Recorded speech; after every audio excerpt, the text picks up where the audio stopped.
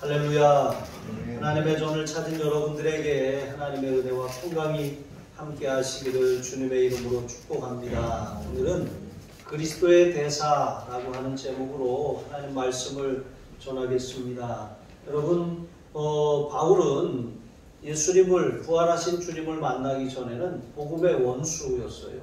하나님의 원수, 그리스도의 원수로 행하던 사람이었습니다. 그러나 주님을 만난 이후에 그의 삶은 완전히 180도 바뀌어서 하나님의 대적자가 아니라 이제는 강력한 전파자, 슈퍼 전파자가 되는 것이죠. 그렇게 하나님께서는 그로 하여금 하나님 나라를 대변하는 이방의 하나님의 그런 생명의 복음, 구원의 복음을 전하는 그런 그리스도의 대사로 임명하신 것입니다. 여러분, 대사가 어떤 사람이죠? 대사는 국가를 대표해서 해외의 주재원으로 나가 있는 사람입니다. 국가를 대표한다는 것은 국민을 대표하는 것이고 또 국가의 원수를 대표하는 것이죠. 여러분, 우리는 이제 TV를 보면 가끔 일본 주일 대사나 아니면 주중 대사를 초치했다, 이런 표현들을 자주 뉴스에서 접합니다. 중국하고 일본은 우리 대한민국하고 인접한 나라이기 때문에 정치적으로 또 경제적으로 외교적으로 이게 서로 얽히고 설킬 수밖에 없어요. 그러니까 이제 서로 사실은 서로 예의 있게 잘 해야 됩니다. 그러니까 서로 잘해야지 누구 탓하고 그러는 시대는 아니에요. 무슨 옛날 이제 그런 모습을 가지고 살아가는 것이죠. 어쨌든 대사라고 하는 사람은 이 국가를 대표해서 나가 있는 사람이기 때문에 그 사람의 행실이라든가 그 사람이 처리하는 그런 업무 방식이라든가 이런 모든 것이 이제 국가를 대변하는 것이죠.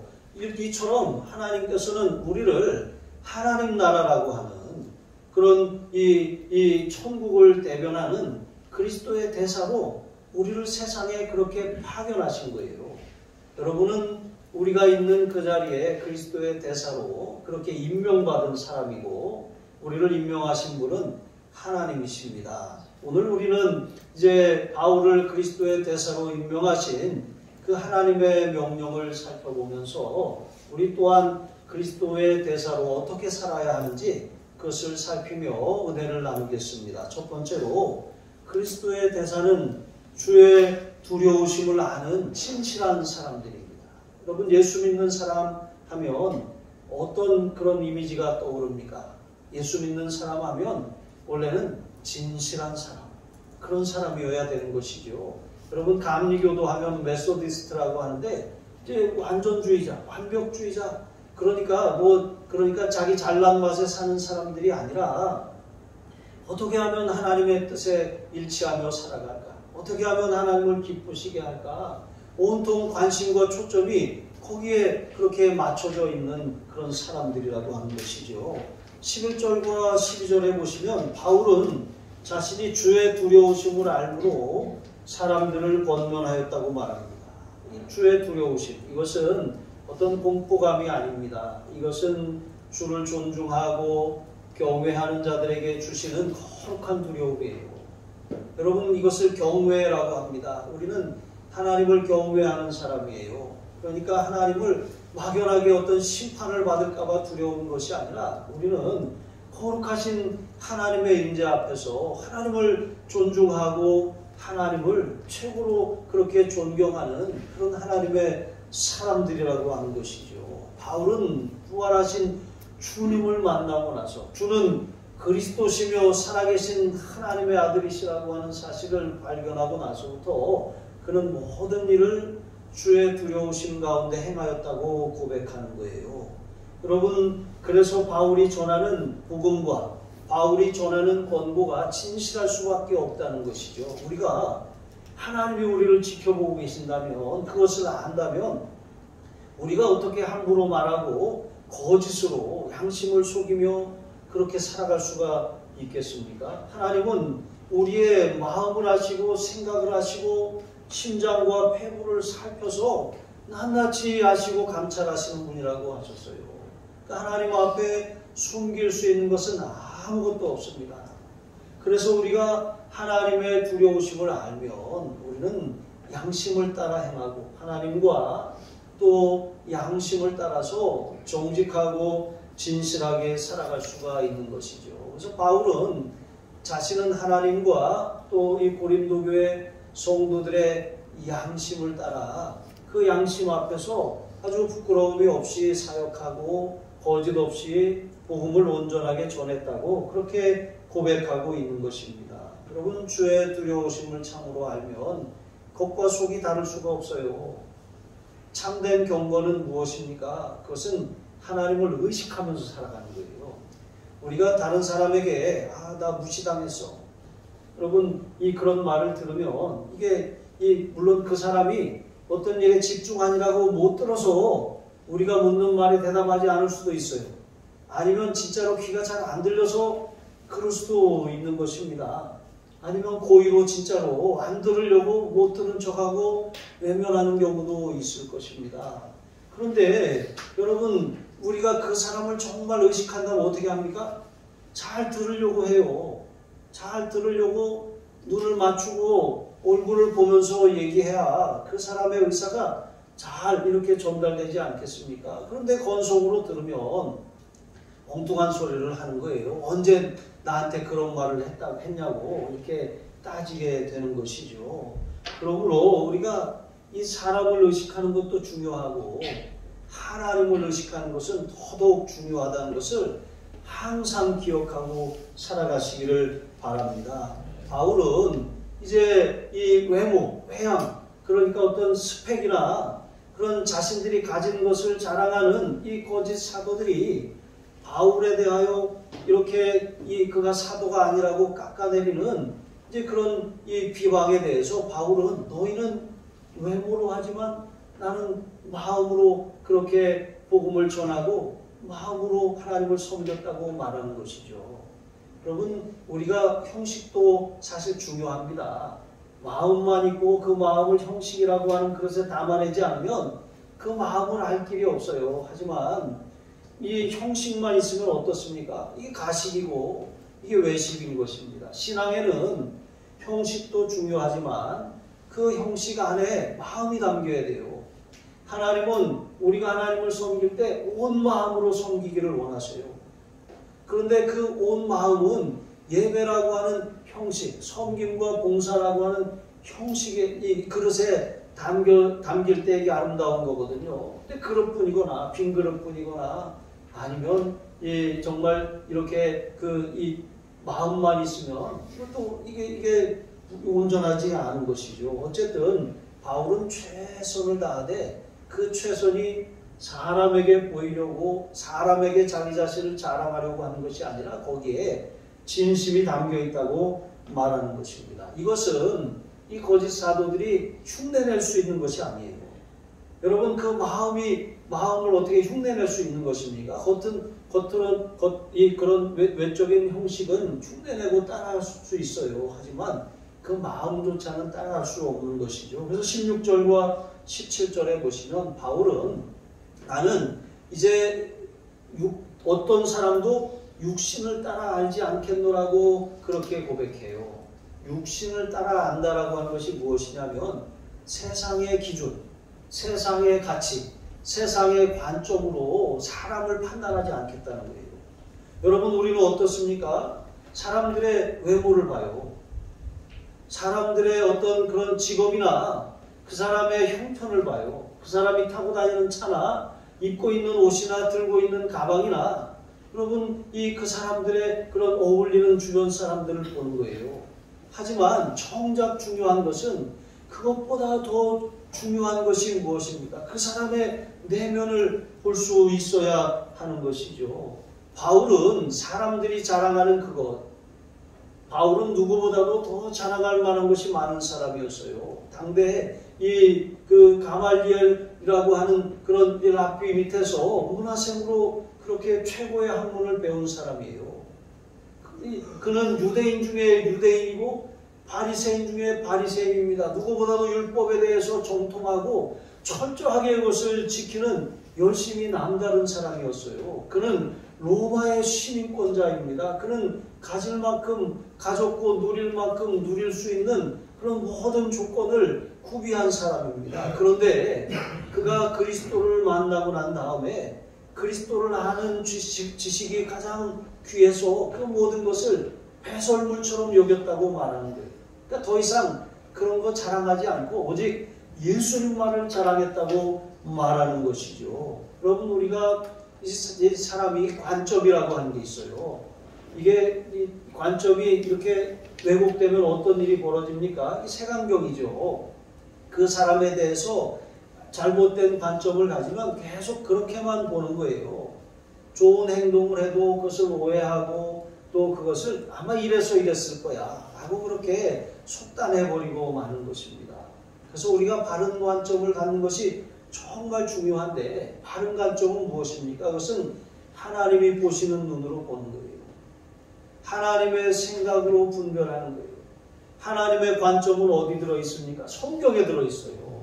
성경 창세기 1장부터 요한계시록 22장까지 이것은 하나님의 생각과 하나님의 관점으로 바라본 세상, 하나님이 지으셨고 하나님을 떠났고 하나님이 다시 구속하시고 하나님이 다시 재창조하실 이 세상, 하나님의 눈으로 바라본 것이 바로 이 성경의 이야기인 것이죠. 그래서 우리는 주님의 보시는 눈으로 이 세상을 보고 사람들을 보는 눈이 열려야 돼요.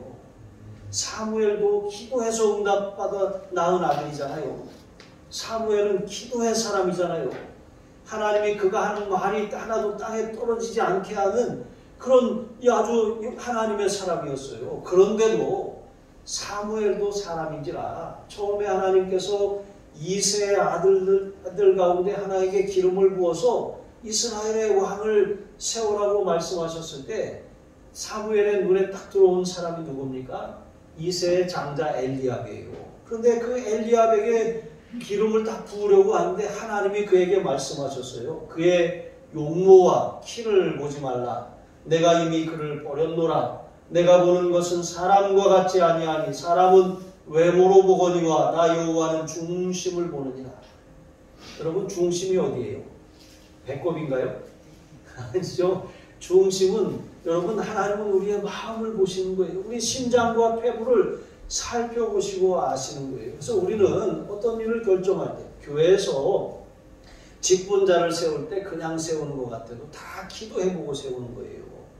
사람의 기준으로 봤을 때 저 사람이 어떻게, 여러분 이렇게 생각할 수가 있어요. 하지만 여러분, 은혜로 세운 거예요. 자격이 있어서 바울을 이방인의 사도로 세운 것이 아닙니다. 그리스도의 원수, 복음의 원수, 십자가의 그런 대적을 하나님이 십자가의 전달자로 삼으셨는데 그것은 전적인 하나님의 은혜입니다. 우리가 교회에서 행하는 사역, 교회에서 세우는 일꾼, 교회에서 어떤 이 사람을 배려하는 것, 이거 다 은혜예요.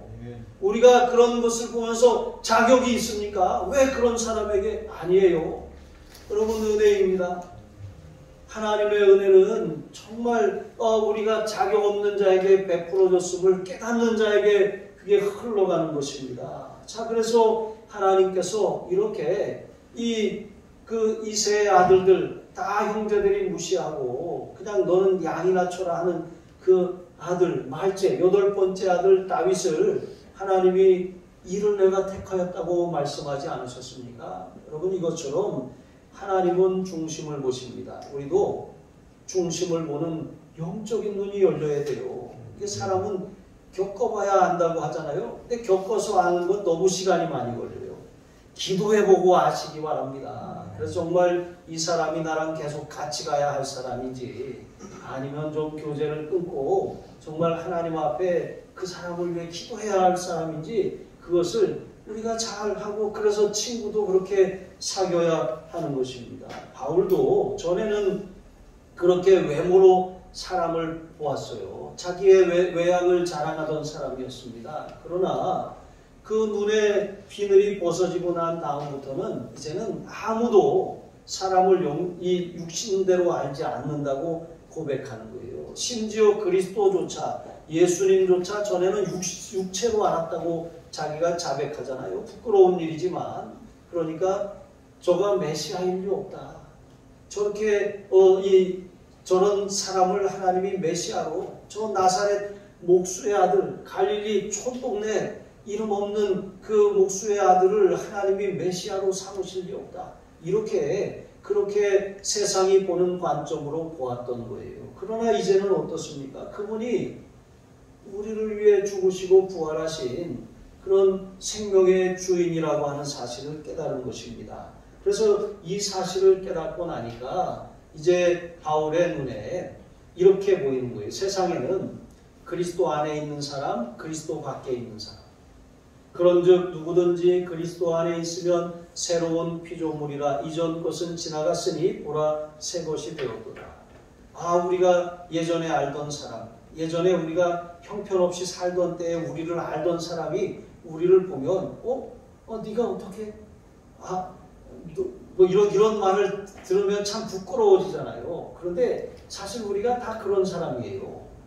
그런데 우리가 그리스도 안에서 새로운 피조물, 완전히 하나님이 새롭게 지으신 새로운 창조물이 된 거예요. 그러니까 아담의 부패한 본성, 아담은 인류를 대표합니다. 아담의 범죄는 온 인류의 범죄가 되었어요. 그래서 우리가 이 아담의 원죄를 가지고 태어나고 살게 되었는데, 그 죄의 문제는 결국 우리를 사망에 이르게 합니다. 그래서 우리 육체는 죽을 수밖에 없어요. 그리고 뿐만 아니라 육체의 죽음이 끝이 아니라 한 번 죽는 것은 사람에게 정하신 것이요 이후에는 심판이 있다고 말씀하신 것처럼, 이제 그 심판을 통해서 어떤 사람은 생명의 부활로, 어떤 사람은 심판의 부활을 받아서 둘째 사망의 그 해를 받게 되는 것이죠. 그러므로 우리가 그리스도 안에 있다는 것은 예수님의 죽으심과 부활로 말미암아 이제 완전히 아담의 후손이 아니라 이제는 하나님께 속한 자, 하나님의 생명에 연결된 하나님의 자녀가 되었다는 거예요. 하나님을 거역하던 옛 자아는 예수님 십자가에 함께 못 박히고 예수님의 부활과 함께 우리가 신비한 연합으로 구원받았다는 거예요. 새 생명을 얻었다는 거예요. 여러분, 우리가 새 생명을 어떻게 얻었습니까? 믿음과 바로 세례라고 하는 것이죠. 하나님이 베풀어 주시고 제시하신 그 유일한 구원의 길인 예수 그리스도를 믿은 거예요. 그리고 믿음을 고백하는 그것을 우리가 이 교회와 하나님 앞에서 이제 인정하는 그런 세례를 받은 것입니다. 그래서 우리는 성령께서 마치 예수님이 물 세례를 받으실 때 성령이 비둘기같이 임하신 것처럼 우리는 우리 안에 성령이 내주하고 계심을 믿는 사람들이에요. 그 성령께서 우리를 거듭나게 하셨어요. 완전히 새로운 창조물이 되게 하셨다는 거예요. 그럼 새롭게 지음받은 우리는 전에는 하나님을 거역하며 살았지만 이제는 하나님을 순종하는 삶을 살게 되었다는 거예요. 물론 다 순종하지 못하는 모습들이 많아요. 하지만 그래도 우리는 날마다 성장하고 있다는 거예요. 그게 바로 성화인 것입니다. 우리는 구원받았어요. 이게 거듭남 중생입니다. 그리고 이제 하나님 앞에 의롭다 인정함을 받았어요. 칭의. 이 중생과 칭의는 동시에 일어나는 일이에요. 그리고 우리는 이제 태어난 아이가 자라나는 것처럼 이제 성화의 길을 가는 거예요. 계속 성장해 가는 것입니다. 그리고 마지막 우리가 우리의 육체를 벗어나는 본능 그날 우리는 영화에 들어갈 거예요. 이게 완전한 구원이고 구원의 완성입니다. 그래서 우리는 죽어서 천국 가는 것만 만족하고 이 세상에서 그냥 마음대로 살 것이 아니라 우리가 천국에서 사는 삶을 연습하는 심정으로 그렇게 성화의 길을 걸어가야 하는 줄로 믿습니다. 하나님은 깨끗한 그릇에 많은 은혜와 더 깊은 그런 지혜와 더 깊은 은혜와 축복을 부어주시는 것이죠. 자, 이렇게 이제 바울은 이 자신의 내면을 변화시킨 그 주님을 전하는, 주님의 충만하심을 전하는 그 사도가 되었다고 말하는 거예요. 다른 사람들이 자랑하던 그 세상의 관점이나 세상의 스펙이나 세상의 그런 자랑을 다 배설물처럼 여기고 오직 예수만을 전하는 사람이 되었다는 거예요. 여러분의 눈도 그리스도 안에 있는 사람, 그리스도 밖에 있는 사람. 이것을 볼 줄 아는 그런 영적인 눈으로 열려지길 바라고, 그리스도 밖에 있는 사람들을 그리스도 안으로 인도하는, 마치 여러분 이 대사관이 해외 그렇게 주재하고 있는데 그 나라에 문제가 생겨가지고 폭동이 일어나거나 전쟁이 일어나면 어떻게 됩니까? 그 나라에 거주하고 있던 그 자국민들이 이 대사관을 통해서 보호를 받고 안전하게 귀국할 수 있는 것 아니겠습니까? 여러분, 그게 바로 교회이고 그게 바로 성도임을 기억하시기 바랍니다. 두 번째로, 그리스도의 대사는 누구입니까? 강권하시는 주의 사랑에 붙들린 사람들이에요. 여기 13절로 15절에 보니까 바울을 비방하던 이 사람들은 바울에 대해서 좀 미쳤어. 저거 제정신이 아니야. 분별력을 잃었어. 저게 율법을 너무 많이 공부하더니 이렇게 헷가닥 돌았나, 이렇게 아주 조롱하고 비난한 거예요. 그러나 여러분, 바울은 그래, 내가 미쳤어도 하나님을 위해 미친 것이고, 내가 온전하여도 내가 고린도 교회 성도들을 위해 온전한 것이다. 이게 무슨 말입니까? 나는 미쳤다는 소리를 들을 만큼 예수 그리스도의 그런 강권하신 사랑에 붙들린 사람이다. 그러나 나는 정말로 미친 사람이 아니라 온전하게 복음을 전했다. 나는 예수님만 전했고 진실한 마음으로 하나님이 주신 말씀만을 전했다고 그렇게 당당하게 말하는 거예요. 그럼 왜 바울이 이런 미쳤다는 오해를 받았습니까? 그것은 사람들이 생각하기에 바울은 사도로서의 그런 권리를 주장하지 않았어요. 바울은 고린도 교회가 주는 그런 사례를 받지 않았어요. 바울은 스스로 일을 하면서 그렇게 교회를 개척하고 또 주님의 몸된 교회들을 세우는, 일꾼을 세우는 그런 텐트 메이커, 천막을 만들면서 하나님의 일을 감당하는 사람이었어요. 그런데 그는 개척자였기 때문에 그것이 가능한 것이죠. 그러니까 한 교회에 그렇게 정착해서 계속 목회하는 사람이 아니라 그는 교회를 이제 완전 불모지에 가서 전도하고 교회를 개척해 세워요. 그리고 일꾼을 세워서 거기다 보내고 자기는 또 다른 데 가서 개척하고 이렇게 하는 일들을 감당했던 개척자 프론티어였던 것이죠. 여러분, 어쨌든 바울이 그렇게 할 수 있었던 것은 전적인 그리스도의 사랑에 강권하심을 입었기 때문에 그런 것이, 그 사랑이 너무나도 감격스러워서 어떤 대가나 어떤 자기에게 주어지는 것을 바라지 않고 그냥 온전히 희생하고 헌신했던 거예요. 그런데 그 아무것도 바라지 않고 헌신하는 바울을 보면서 미쳤다고 말하는 것이죠. 왜냐하면 이 거짓 사도들은 뭔가 사사로운 이득을 얻기 위해서 그렇게 가만히 고린도 교회로 들어왔는데 저거 아무것도 받지 않으니까 저것 때문에 우리도 아무것도 못 받게 생겼네. 이런 상황이 된다는 거예요. 여러분, 강권한다는 것이 무슨 뜻이냐면 그것은 이제 애워싸고 밀어내는 거예요. 완전히 하나님의 사랑이 둘러서 그렇게 막 끌고 다녔다는 거예요. 이와 같이 하나님의 사랑에 그렇게 붙들려 살다 보니까 그는 정말 자기 뜻대로, 자기의 욕심대로, 자기의 유익을 따라 살지 않고 오직 그리스도 중심적인 삶을 살게 되었다고 고백하는 것이죠. 여러분, 1:1 성경 공부를 왜 하는 것이죠? 1:1 제자 양육을 통해서 우리가 그리스도 중심적인 삶으로 탈바꿈하는 거예요. 완전히 우리의 삶을 전환시키는 거예요. 그렇게 우리는 내가 왕이고 내가 주인이고 내 삶의 중심이 나였던 인생이 그리스도 중심으로 완전히 그리스도께 왕권을 내어드리는 것, 이게 바로 1:1 성경 공부의 목적인 것이죠. 그래서 자신만을 위해 살던 사람이 이제는 주님을 기쁘시게 하고 이타적인 사람으로 전환되는 것입니다. 여러분, 그 사람으로 이렇게 둘린 사람들은 그 사람 때문에 희생하고 그 사람 때문에 헌신하고 그 사람 때문에 예배하고 그 사랑에 감격해서 그렇게 봉사하는 거예요. 여러분, 그리스도인에게 사랑 빼면 시체예요. 살았다 하는 이름은 가졌으나 죽은 거나 다름이 없는 거예요. 우리가 정말 살아있다면 우리를 통해서 그리스도의 사랑이 흘러가야 정상입니다. 바리새인들을 보세요. 그들은 하나님 사랑이 없어요. 그러니까 그들의 신앙은 형식적이고 이기적이고 생명이 없고 열매도 없어요.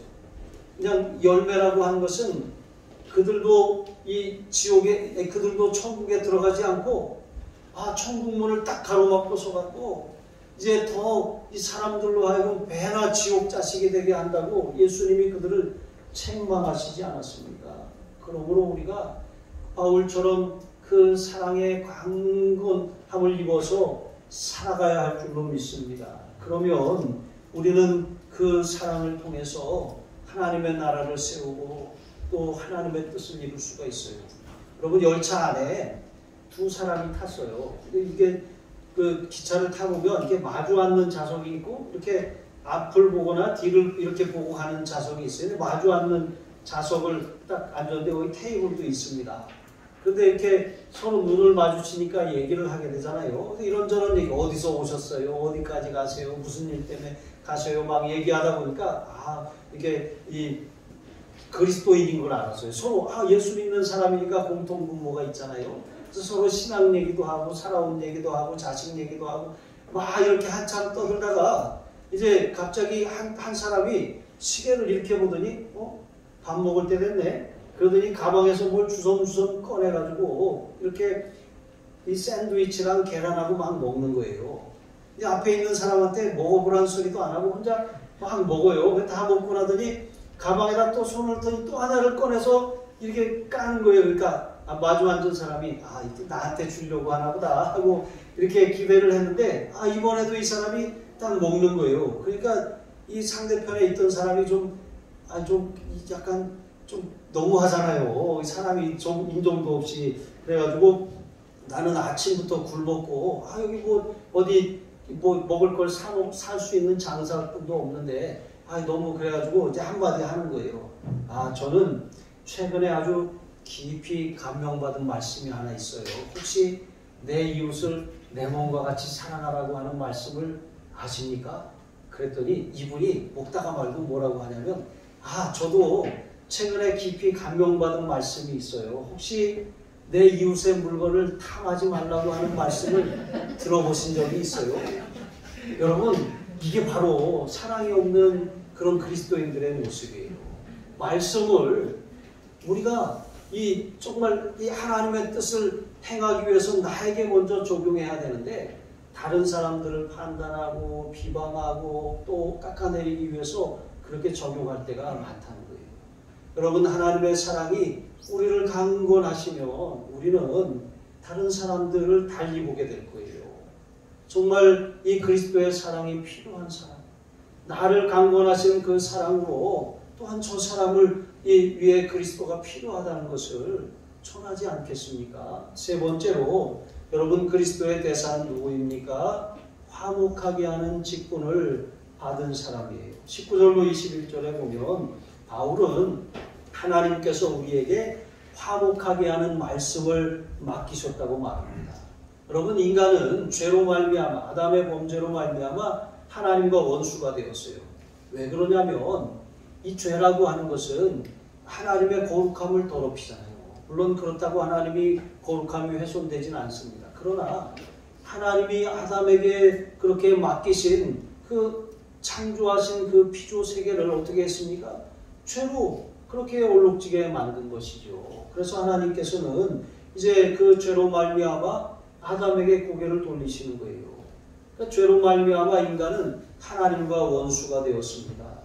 그래서 이 하나님이 얼굴을 가려서 우리를 듣지 않으시게 된 것이죠. 그렇게 이 하나님과 창조주 하나님과 원수가 된 인간, 마치 우리가 어떤 것을 만들었어요. 이렇게 내가 만들었으니까 참 귀해. 그런데 누가 이렇게 만든 걸 이렇게 다른 사람이 똑같은 걸 만든 걸 보니까 아주 내 거는 아주 형편없어. 그래서 갑자기 이게 미워졌어. 저도 어렸을 때 그런 기억이 납니다. 이제 토끼와 거북이 이제 국어 시간에 그걸 이제 배우면서 선생님이 가면을 만들어 오라고 했는데 가면을 만들어 오라고 했는데 그냥 가면을 이렇게 얼굴을 씌우는 가면이 아니라 머리띠처럼 이렇게 해가지고 토끼 귀만 이렇게 해서 만들어 오라고 했는데 제가 선생님 말씀을 오해해가지고 토끼 가면을 만들어 갖고 간 거예요. 그래가지고 이제 가면 만들어 왔지, 자, 다 써보자 하고 다 썼는데 저만 얼굴에 쓴 거예요. 다른 친구들은 다 이러고 있는데. 그래서 제가 부끄러워가지고 얼굴을 이렇게 들 수가 없었어요. 물론 선생님은 칭찬하셨지만 어쨌든 이렇게 우리가 정말 너무 이렇게 하나님이 만드신 그런 이 세상이 죄로 얼룩지면 어떻게 됐습니까? 하나님이 보시기에 좋았던 그 세상이 하나님이 정말 쓸어 없애버리고 싶을 정도로 그렇게 분노하신 세상이 되고 말았던 거예요.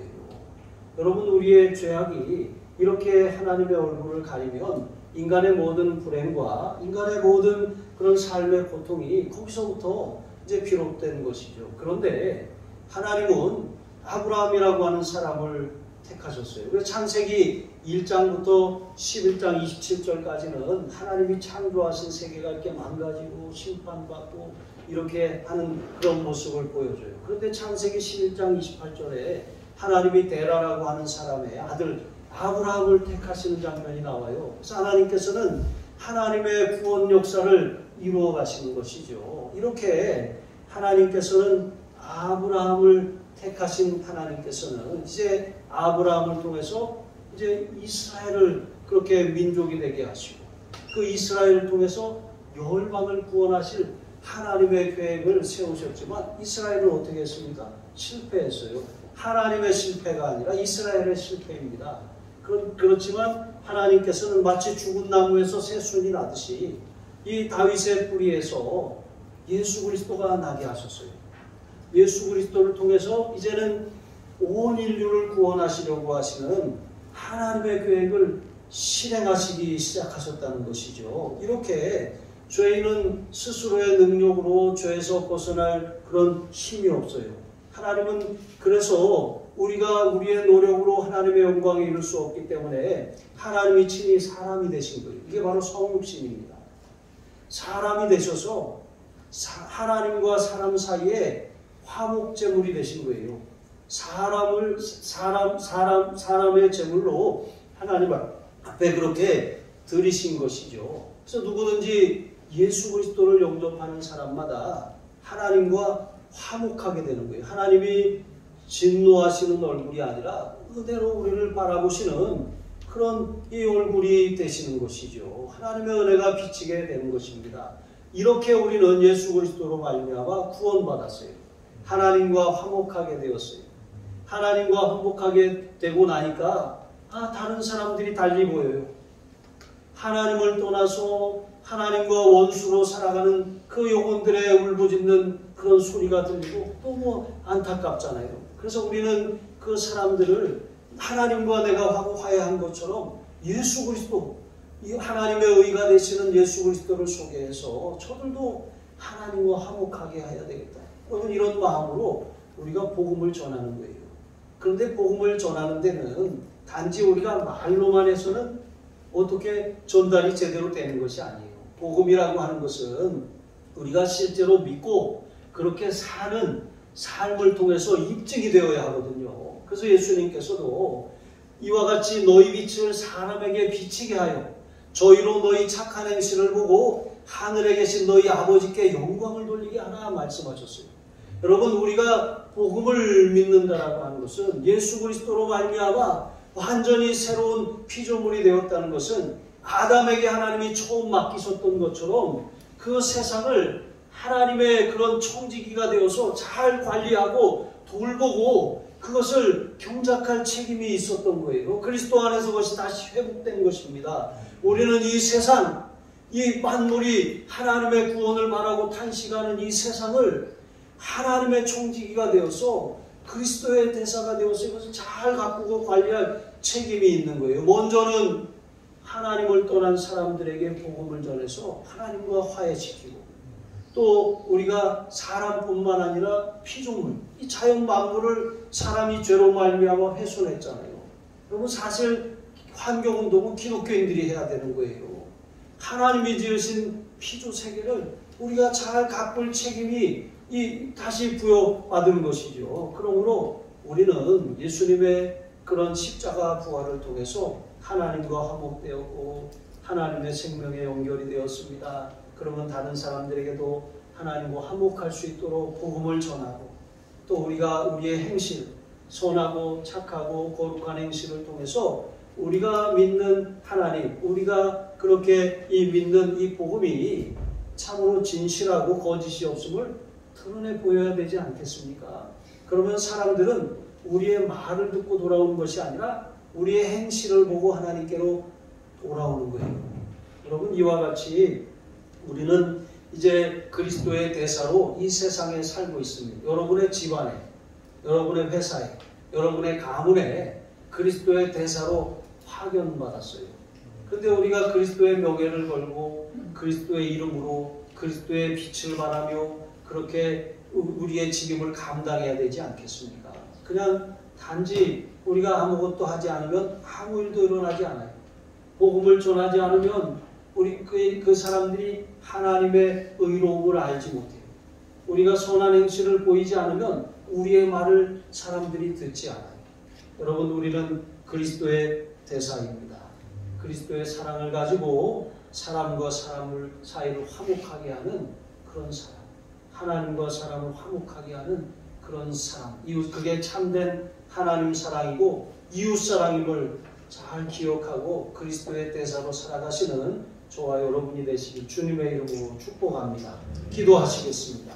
하나님 아버지, 주의 두려우심을 알고 하나님과 사람 앞에 진실한 신앙인이 되게 하여 주옵소서.